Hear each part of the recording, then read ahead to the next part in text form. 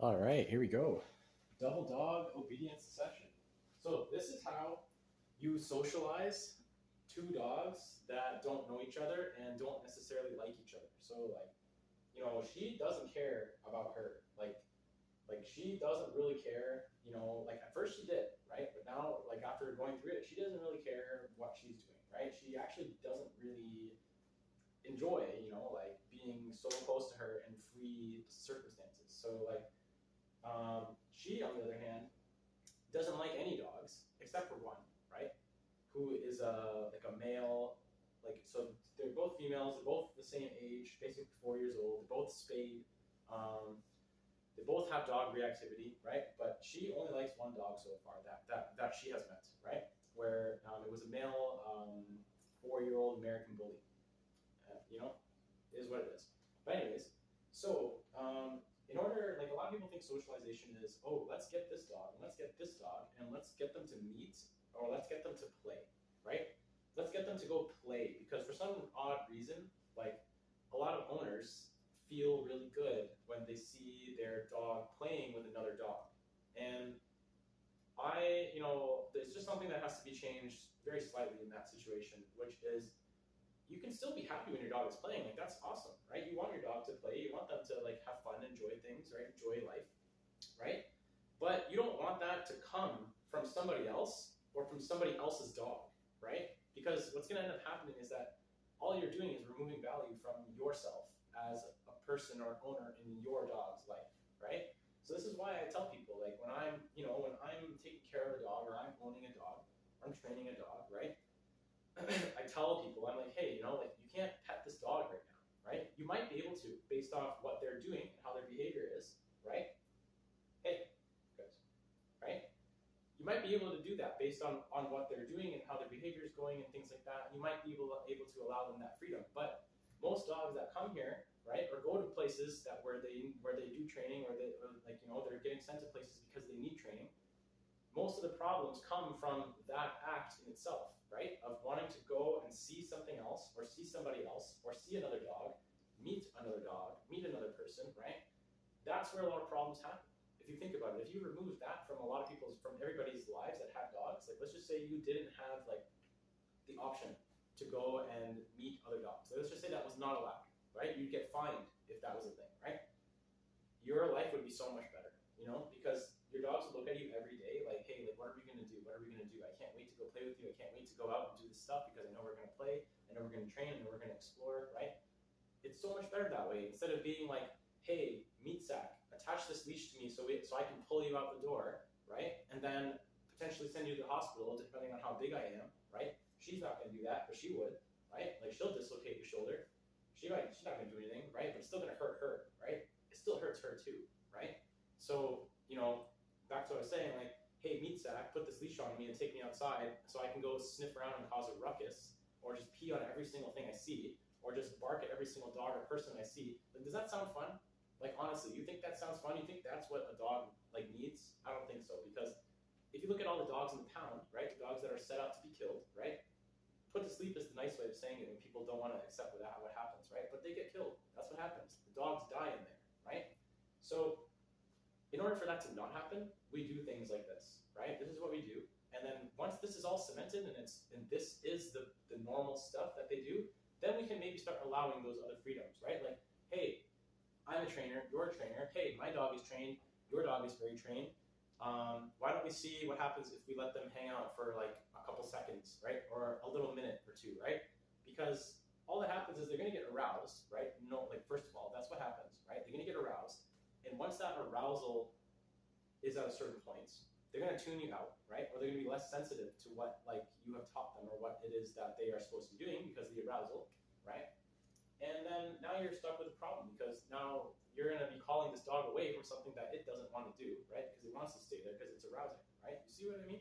So bottom line, don't do that. This is what you do instead. You take the dogs like this, you put them on the mats, or you put one on a mat like this, or both, right?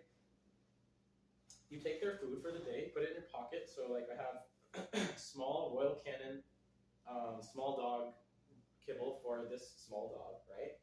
Which she eats that all the time. She got sent here with that, right? And then I have my Royal little Canon German Shepherd, like adult food in the other side, right? Because that's what I have. So like this allows me the opportunity now to say, okay guys, good job. I can mark reward and reward, right? My dog just ate, so she just ate her own food out of the bowl because she's trained, right? So I'm not going to really be doing a lot of stuff with her. I'm not even going to be giving her food. I might verbally praise her, I could pet her, but she's kind of just watching. She's resting, right? This is mainly for this dog. So, right? Notice how when I grab the leash, that's not an indication to get off the bed, right? Grabbing the leash, like you can stand up, that's fine, right? But getting off the bed is not allowed until I say, keep you free. Good girl, nice girl, right? This dog gets a lot of affection, like a lot, right, from her home. That's just what happens. Abundance of affection, abundance of treats, abundance of like things like that, right?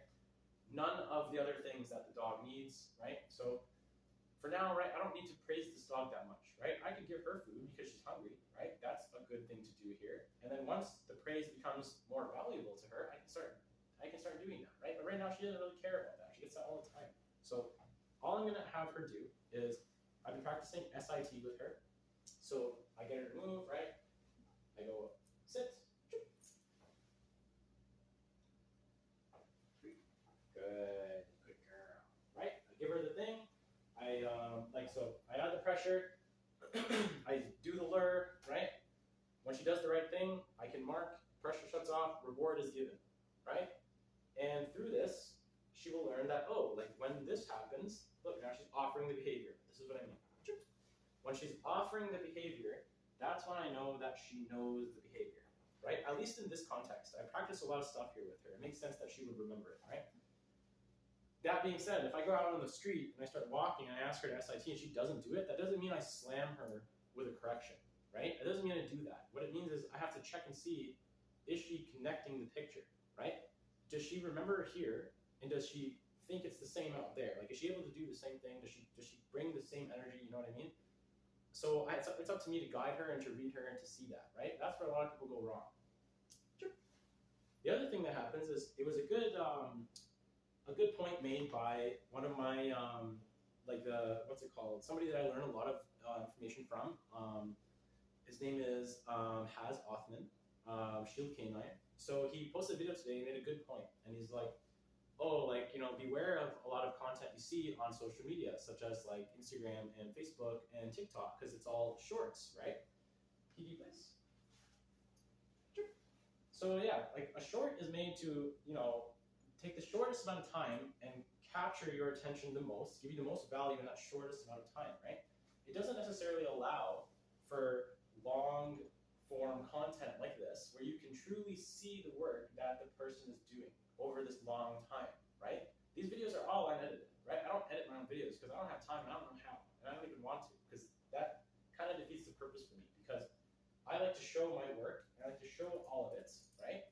Because you can see the struggle points, you can see how we go through them, you can see when it's smooth sailing, you can see all of that, right? If I try to paint a false picture, right, and I try to say this is something that's not, all that's doing is setting up the dog and owners for failure, right? And anybody else that comes in and tries to learn from what I'm doing, right, or wants me to train their dog, wants me to train them, they're gonna fail if I do that, right? I can't do that. Kiki free. Good. Well, yeah. Nice. Look, she's getting a little bit excited now, which is good, right? She wasn't doing that 4 days ago, right? She was scared. She didn't know where she was, right? So I didn't want to force that out of her. Now she's naturally bringing it. I can play with it, right? So keep going. Good. Very good, right? I give her nice rub. Good, right? She's being very nice. She has a problem with this dog, right? So like that's very good that she's sitting here so chill, right? She doesn't like other female dogs. She doesn't like I said, she only liked that one dog, right? That's just how she is. She's been like that ever since I got her, right? And there's nothing wrong with that. But what I have an issue is when she's displaying dominant behavior, or she's becoming aroused and agitated at the sight of what this dog is doing or anything like that, right? It has nothing to do with her until I say or until I make it that way. Sure. What are you doing?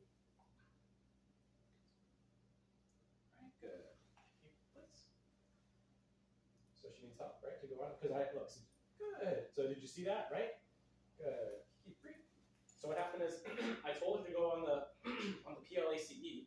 She walked up to the edge and then tried to go into an SIT. And she's like, is this it? And I'm like, So instead of correcting and yelling and getting upset, all I did was do a little bit of leash guidance, right? She gets on the thing, and I say, good job. That's it, right? Now we'll try it again. Kiki, please. And what do you know? She jumps right on, right? She does the right thing. And now she's getting the reward. That's what I mean. Good. I hope you guys understand the point of what I'm saying and what I'm doing, right? A lot of people think that this is wrong, when in reality, it's the exact opposite. But I'm going to cut it here. It's been a long video. Thanks for watching. I really appreciate it.